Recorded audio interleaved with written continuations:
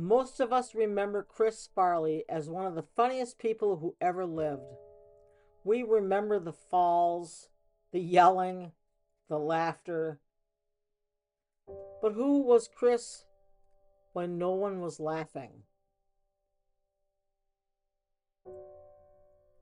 This little boy wasn't born an addict. He wasn't born believing he wasn't enough. He was simply Chris. Like every little child, he wanted to be loved. He wanted to belong. He wanted to make the people around him smile. Children are always learning, not from lectures, from watching. Watching mom, watching dad, watching brothers and sisters, watching what makes people smile and what makes people quiet. Little by little, those lessons become a part of us. Chris was a happy kid. He loved people. He loved making people laugh. Maybe he noticed something. When I make people laugh, everybody smiles. That's a powerful lesson for a little boy. The years went by. Chris got older. His body got bigger. His gift grew bigger too. More people laughed. More people loved him. But I wonder, did Chris begin believing, I have to keep making people laugh because that's what I'm here for? This is the family that shaped Chris. By all accounts, they loved one another. They were generous, fun, loud. People enjoyed being around them. But every family also teaches things without using words. Children learn how love is shown, how feelings are handled, and what is safe to talk about. This picture catches my attention. Chris loved his dad, and his dad loved Chris. His father struggled with alcohol. He also struggled with food. Chris grew up watching that. Many children in families touched by addiction become very good at reading the room. They know when someone is hurting. Sometimes they discover, I can make dad laugh. I can make things better. For a little boy, that can become a very important job. This picture shows another side of Chris. Children loved him. Why? Because around children, he became one of them. Playful, silly, full of joy. Maybe that wasn't an act. Maybe that was simply Chris.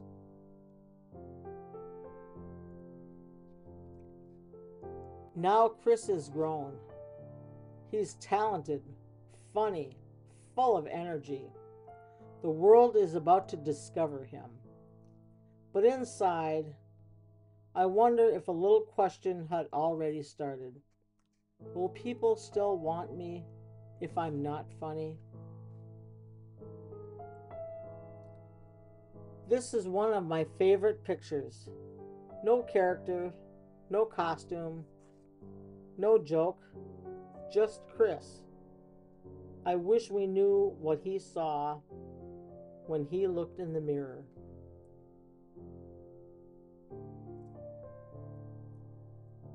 Sometimes your eyes tell a story. Chris had a kind face, gentle eyes. He helped people quietly. He visited sick children. He gave money away. He cared deeply. The man behind the laughter was much softer than many people realized. Then came Tommy Boy. Millions laughed. Chris wasn't pretending to be big. He used everything he had. His face, his voice, his body, his whole heart. He gave people everything.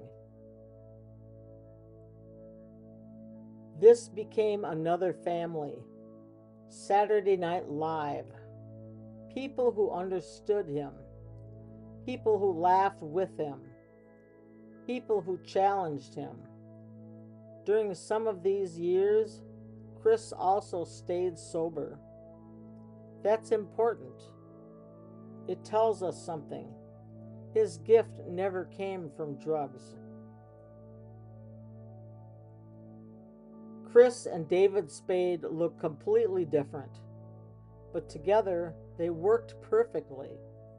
One quiet, one loud, one serious, one wild. Chris had found a place where being himself worked. Look at this picture. People see comedy. I see something else too. This is how many of Chris's characters spoke. Loud, big, like a little kid having a tantrum. Everybody laughed. But I wonder, what if those loud characters were saying things Chris couldn't say quietly? Look at me. Don't leave me. Please like me. Those words are hard to say softly. They're much easier to handle inside a joke. The audience laughed. Chris made another funny face, another silly voice, another wild character. But after the camera stopped, the characters disappeared. Chris was still there. And maybe the question was still there too. Do I still matter when I'm just being myself? This is Matt Foley. Loud, wild, completely out of control. Everybody laughed. Chris could say things through Matt that Chris could never say just being Chris. Then the show ended and Matt disappeared. Chris was still there.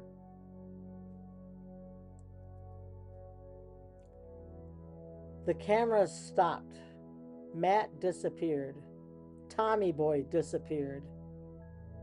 Every character disappeared. Chris was still there, just being Chris. I wonder, was that enough?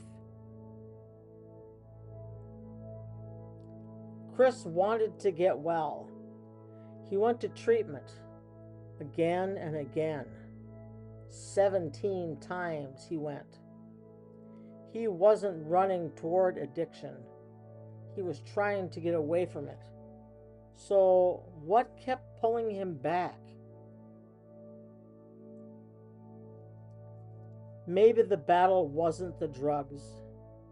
Maybe the battle came first. Quiet thoughts. Day after day. I failed. I let everybody down. I'll never beat this. Thoughts so quiet, no one else could hear them. Day after day, those thoughts don't have to be true. They only have to be believed. Little by little, they wear a person down until one day they're simply tired. Then relief starts looking better than hope. Not because the person wants to die, because they want the noise to stop.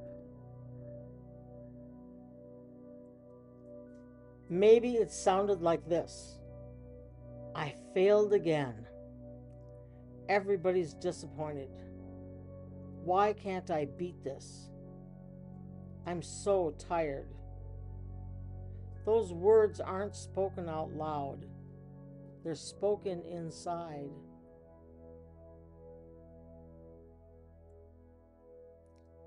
Then maybe another thought comes.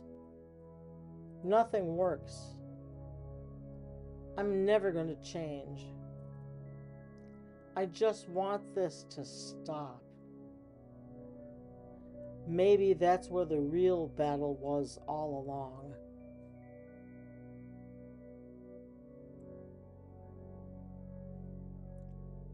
I don't know what Chris was saying to himself.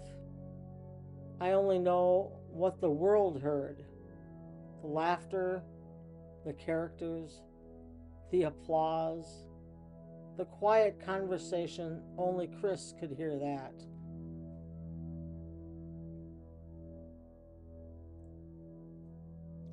We all have a voice inside, but that voice isn't always telling us the truth.